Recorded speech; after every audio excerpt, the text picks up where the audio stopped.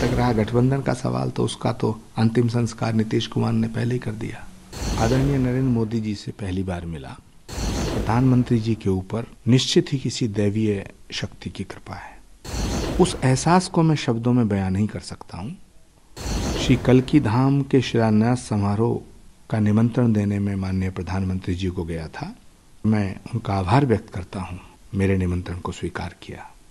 भारत के प्रधानमंत्री जी से मिलना कोई गुनाह नहीं है, और यदि ये गुनाह है तो मैं इस गुनाह की सजा भुगतने के लिए तैयार हूँ। तो नरेंद्र मोदी से मिलकर कैसा लगा? उनके विचारों से किस तरीके से आपको उनको लगा देख के बात करके? देखिए, मैं आदरणीय नरेंद्र मोदी जी से पहली बार मिला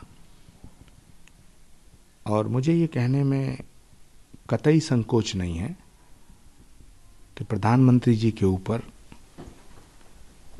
निश्चित ही किसी दैवीय शक्ति की कृपा है। जो अनुभूति मुझे उनसे मिलकर हुई है, उसके बाद में ये एहसास को मैं शब्दों में बयान नहीं कर सकता हूँ। उस एहसास को शब्दों में परिभाषित नहीं किया जा सकता है। गुरुजी, आपकी पहचान एक कांग्रेसी नेता के तौर पर होती है, किस तरीके से देखते हैं अपने आप को?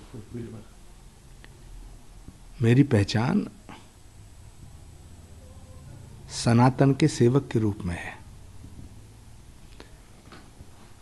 मैं भारत के साथ हूं और सनातन के साथ हूं, और सनातन वो धर्म है जो सत्य है, जो शाश्वत है।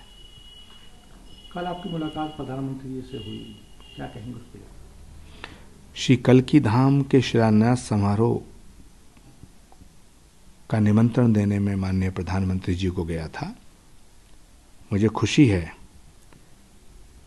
और मैं उनका आभार व्यक्त करता हूं कि भारत के यशस्वी प्रधानमंत्री आदरणीय श्री नरेंद्र भाई मोदी जी ने मेरे निमंत्रण को स्वीकार किया।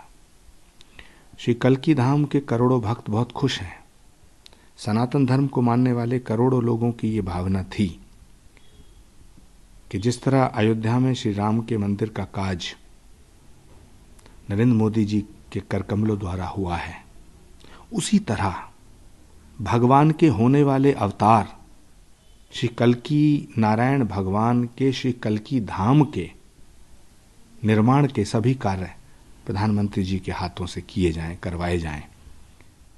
करोड़ों भक्तों की भावनाओं का सम्मान करते हुए प्रधानमंत्री जी ने इस निमंत्रण को स्वीकार किया है।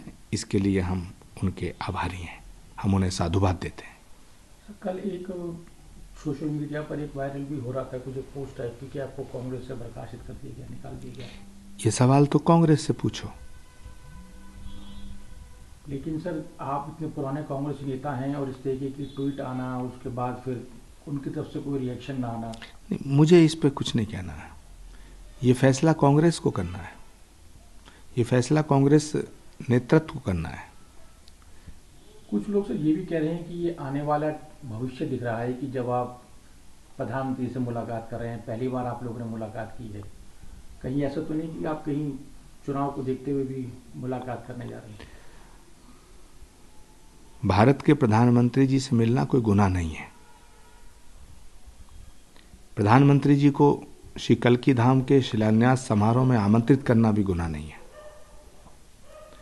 और यदि ये गुनाह है तो मैं इस गुनाह की सजा भुगतने के लिए तैयार हूं। राहुल गांधी जी की यात्रा भी चल रही है, वहां से भी पश्चिम बंगाल में गठबंधन अभी साफ नहीं दिख रहा है, तो किस तरीके से देखते हैं इसको? आपकी आने वाले चुनाव में गठबंधन किस तरीके से काम करेगा चुनाव में?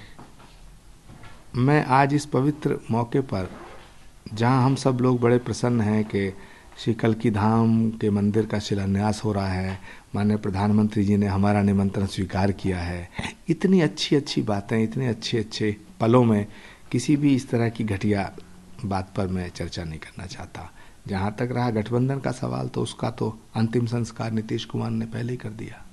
ज्ञानवापी मामले में भी अब वहाँ पे पूजा पाठ शुरू कर दिया गया है। मुस्लिम पक्ष एक तरफ इसका विरोध कर रहा है और वहीं दूसरी तरफ हिंदू पक्ष इस चीज़ को लेकर उत्साहित है कि वहाँ पर भगवान शिव की पूजा आराधना शुरू की जा रही है। देखिए, हमारे शास्त्रों में एक सूत्र आता है, प्रत्यक्षम किम प्रमाणम, यानी प्रत्यक्ष को प्रमाण की आवश्यकता नहीं होती है।